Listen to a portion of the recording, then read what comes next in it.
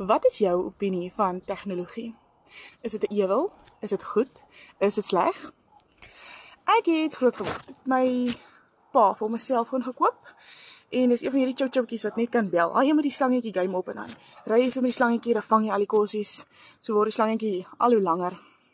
Nou ek wou toe altyd 'n foon gehad het, die BlackBerry. Ek wil ook hierdie BBM goed gedoen het wat almal daai tyd gedoen het. Maar ek kon toe nou nooit die BBM ding gedoen het nie. Toe ek nou my eerste touchscreen foon kry, dis ek kom nou veel baie in die wolke. Toe kan ek mos nou leer hoe om WhatsApp te gebruik. Na WhatsApp kon ek mos nou leer hoe om Facebook te gebruik. Toe raak dinge nou lekker. Lang storie kort, tegnologie vanaf daai tyd tot vandag. Ek was baie agter daai tyd, of ek is baie agter vandag, maar is mind-blowing. Die beste deel vir my, ek het nooit gedink ek kan al my bankgoeders op 'n app doen nie.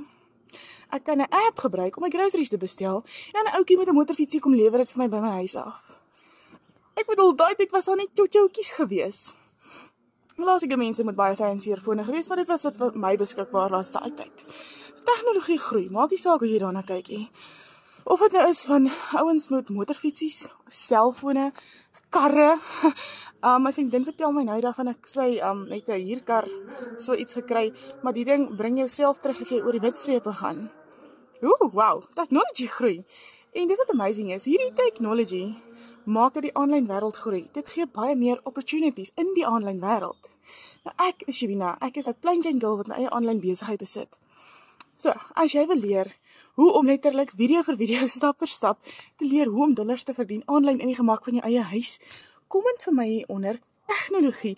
Ek gaan vir jou presies wys en vir jou help hoe om op hierdie bootjie te kom en ook 'n geldjie uit tegnologie uit te maak.